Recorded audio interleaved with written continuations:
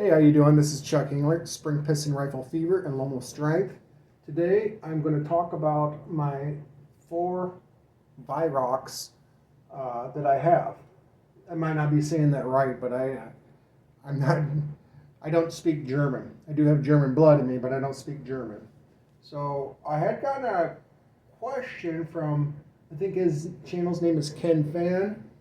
He asked me about the power rating of my rifles, what was my go-to, what was the one rifle that I wouldn't want to do away with, if I could only have one Weihrauch. I know I'm not saying that right, so I apologize to all the Germans who say that word correctly. So I'm going to talk to you a little bit about power levels and what is my go-to rifle. So right off the bat, I'm going to go straight to my go-to rifle for hunting, pesting, pest elimination. I've taken most of my cottontails this winter with my HW95 Luxus. This isn't 22 caliber. I put a Vortec spring in this and piston seal, and I put a shim on the spring guide to calm the spring down, to stop that vibration. Now the vibration doesn't bother me. This still has rabbit hair on it from me cleaning rabbits. The spring twang does not bother me one bit, but if you calm your spring down, it improves the harmonics of your rifle, and you'll definitely get better accuracy when you do that. My HW77 is my extreme tack driver, and once I shimmed the spring guide on that thing got extremely laser beamish. So I did actually do some stats. I looked up the weights of these things, and then I actually weighed them. Not weighed them, but I weighed the cocking effort. So for this HW95 Luxus, the barrel is 16.14, so it's about 16 inches long. Full length is 42 inches, 0.32. Weight 7.5 pounds. It says that it shoots up to 755 feet per second, but it doesn't say with what pellet. Right now, this is putting out H&N Field Target Trophy pellets up to 739 feet per second, which is about 17.5 foot-pounds of energy, I think. And I did do a testing for cocking effort on a bathroom scale with this. I put a block of wood on there, and I cocked the barrel and found the max pressure, and it was 28 pounds of pressure to cock this thing. So this is the one rifle that, if I had to get rid of all of them, this is the one I would not get rid of. I wouldn't want to get rid of any of them. So liking best to least, that's really hard. They're all really close. So this is number 1 right here, HW95 Luxus. It's not the most powerful, but it's right in between. It's got the best balance of between power and weight. I like that the barrel is shorter on this. It seems like it's more handable. If that makes any sense. I don't even know if that's a right word, handable.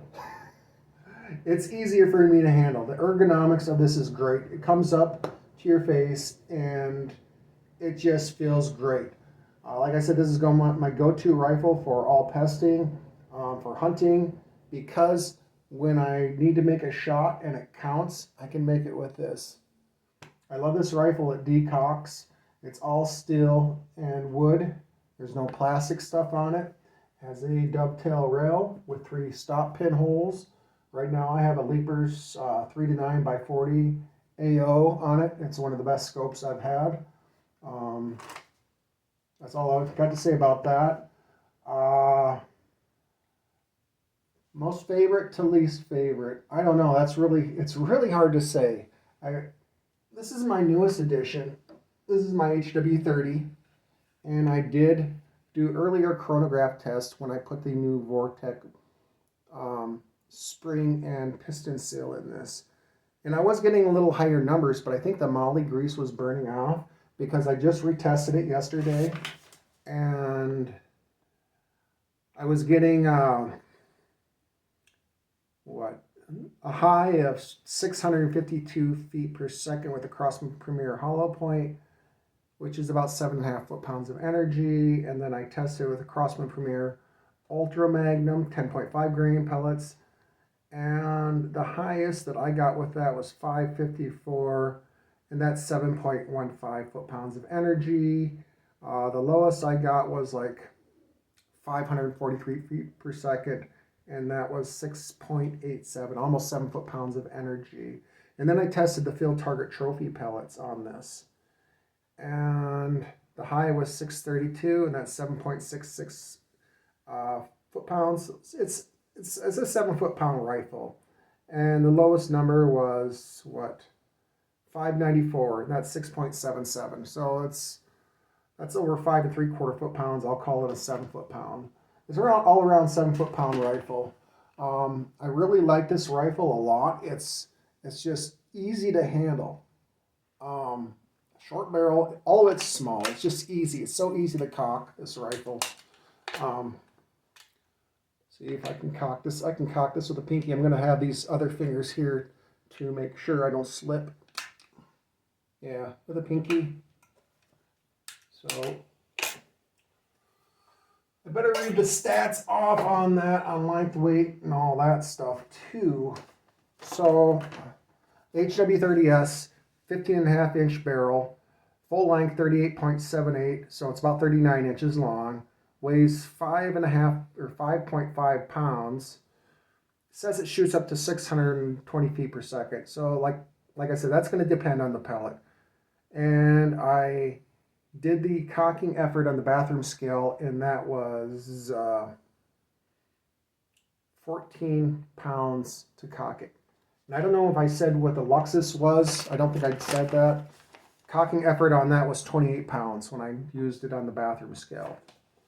So the very first Weihrauch that I got was the HW80. I wanted a Magnum Springer that was going to be the most powerful and most accurate that I could find. This is it. This is the most powerful, accurate rifle that I have. I do have more powerful ones, but you throw shots when you have more power. This is more consistent. This shoots so many pellets well. The cocking, I'm going to read the stats on that really quick. Barrel length, it's got a longer barrel. It makes it a little harder to handle. Barrel length is 20 inches, full length 45.3, weight 8.8 pounds, so it's pretty heavy. They said shoots up to 765 feet per second. And that's really close to what I'm getting with the H&N Field Target Trophy pellets, 14.66 grain pellets. I was getting actually in the high 770s, so I was getting 19 foot-pounds of energy with that. And the cocking effort was 32 foot-pounds of energy. So I know I'm going all over the place here. I'm doing my best to remember everything, but that's 19 foot-pounds of energy. HW95 is 17 foot-pounds of energy. I'll get to the HW77 in a minute, but that's 16 foot-pounds of energy, and that might creep up. There might need to be more shooting that needs to be done to break in the spring, the shim guide that I have in here, all that stuff. Of course, I just talked about the HW30. That's a 7 foot-pound rifle. It's going to be hard to get too much more out of it than that. Let's talk about one more thing I want to say about the HW80. It's probably close to the least pellet picky rifle I have. Some people want to know, why should I buy a Weihrauch? Well, it's really nice to have something that's built to last. It's going to last a lifetime. It's got a precision built barrel. Trigger is the record, and you can adjust it so it's nice and light. You can adjust it so light that it's dangerous. This rifle shoots JSB 1813, 15.89, air arm 16 grain pellets, Crossman Premier hollow points, Crossman Premier Ultra Mag Dome 14.3s, H&N Field Target Trophy pellets. It shoots all of them really, really good. How many rifles do you know that shoots all of those pellets that good? And I'm sure it shoots other pellets even really good too, but those are all I've tested so far. So the HW80, it's a little heavy.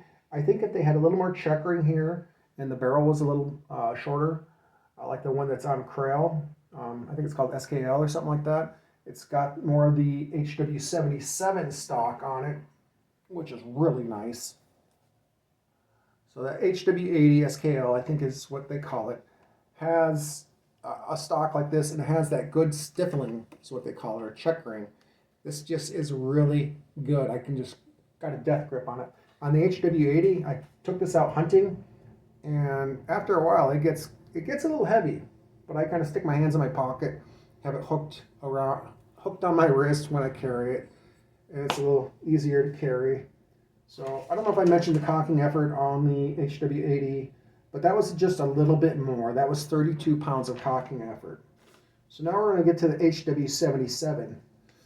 So I'll read off all the stats here.